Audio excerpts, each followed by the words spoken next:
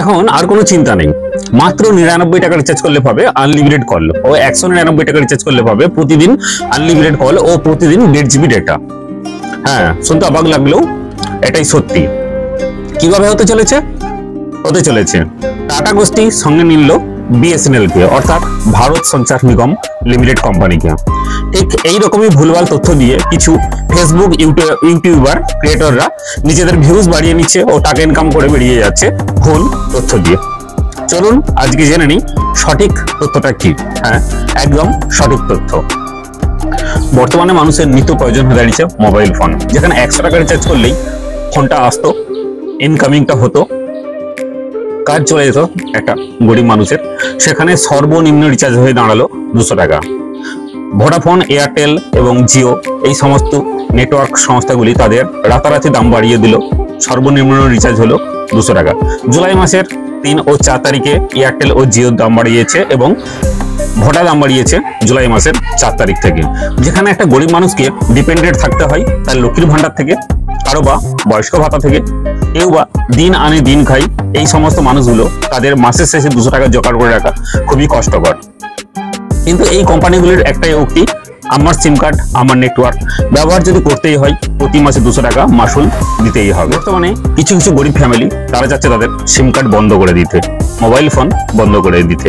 কিন্তু সরকার এমন একটা সিস্টেম করে রেখেছে যেখানে আধার কার্ডে মোবাইল নাম্বার, ব্যাংকে মোবাইল নাম্বার, একটা মিনিমাম গ্যাস ব্যবহার করবে তাতে মোবাইল নাম্বার, সব জায়গায় mobile number link. Mobile number না হলে গ্যাসটা তুমি বুকিং করতে পারবে না, ব্যাংকের টাকা তুলতে পারবে না, জমা দিতে পারবে না। ইলেকট্রিসিটি বিল সেখানে মোবাইল নাম্বার, যেখানে নিত্য প্রয়োজনে মোবাইল হয়ে দাঁড়িয়েছে সেখানে সর্বনিম্ন রিচার্জ হয়ে দাঁড়ালো 200 টাকা। একটা পুরনো কথা আছে, মানুষের বেঁচে থাকতে লাগে ভাত, কাপড় ও বাসস্থান, তার সাথে বর্তমানে যোগ হয়েছে নেটওয়ার্ক। এই নেটওয়ার্কের জ্বালায় গরিব মানুষ আজ নাজেহাল। যেখানে ভারত সরকার তাদেরকে ফ্রিতে রেশন দিচ্ছে, সেখানে প্রতি মাসে 200 টাকা রিচার্জ করা আজ খুব কষ্টকর হয়ে দাঁড়িয়েছে। এবার আসছে যাক মধ্যবিত্ত ফ্যামিলি। যে সমস্ত মধ্যবিত্ত ফ্যামিলিগুলো 479 টাকা রিচার্জ করতো তাদের হয়ে দাঁড়ালো 579 টাকা। 3 মাসের 666 হয়ে দাঁড়িয়েছে 799 টাকা। যেখানে ভারত সরকার দাবি করছে প্রতি মাসে 80 কোটি মানুষকে ফ্রিতে রেশন দেওয়া হয়, সেখানে এত টাকা রিচার্জ করা বাহাদুরি নয় কি? মানুষ এখন অভ্যস্ত হয়ে গেছে নেটওয়ার্কে, পড়াশোনার থেকে কেনাকাটা সবই এখন অনলাইন ব্যবস্থা।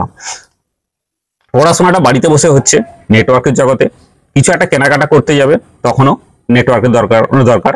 কিউআর কোড বা মোবাইল নাম্বারে টাকাটা পেমেন্ট করা হবে। এই যে কিছু ফেসবুক ইউটিউবার মিথ্যে প্রচার করে চলেছে যে টাটা গোষ্ঠীর সঙ্গে বিএসএনএল এর চুক্তি হয়েছে। হ্যাঁ, চুক্তি হয়েছে, সেটা আজ নয়, সেটা 3 মাস আগে 1500 কোটি টাকা চুক্তি হয়েছে। সেটা 99 টাকা রিচার্জ করে দেওয়ার জন্য নয়, গ্রামে গ্রামে 4G নেটওয়ার্ক 5G নেটওয়ার্কটা আরো ভালো করার জন্য। 107 টাকা রিচার্জ করলে পাবে আনলিমিটেড কল 35 দিনের ভ্যালিডিটিতে, এবং 199 টাকা রিচার্জ করলে পাবে প্রতিদিন 2 GB ডেটা এবং আনলিমিটেড কল। 2 GB ডেটা ব্যবহার করার পরে কিছুটা হয়তো নেটওয়ার্ক স্পিডটা কমে যাবে, তা যাক, কিন্তু 35 দিন তো চলবে। কিন্তু কিছু কিছু দোকানদার নিজেদের সুবিধার জন্য বা নিজেদের ফায়দা কমে যাওয়ার জন্য বিএসএনএল পোর্ট করে দিতে চাইছে না। চলো জেনে নিই এয়ারটেল বা জিও কোম্পানির সিমগুলো কিভাবে বিএসএনএল এ ট্রান্সফার করা যাবে।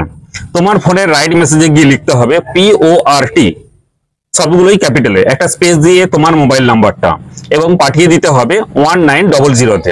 পাঠিয়ে দেওয়ার কিছুক্ষণের মধ্যে একটা UPC কোড আসবে, যে কোডটি 3 থেকে 4 দিনের মধ্যে কোনো দোকানে বা কোনো স্থানীয় বিএসএনএল অফিসে গিয়ে দিতে হবে, এবং সাথে নিয়ে যেতে হবে আধার কার্ডটি। পরিবর্তন হয়ে যাবে বিএসএনএল এ।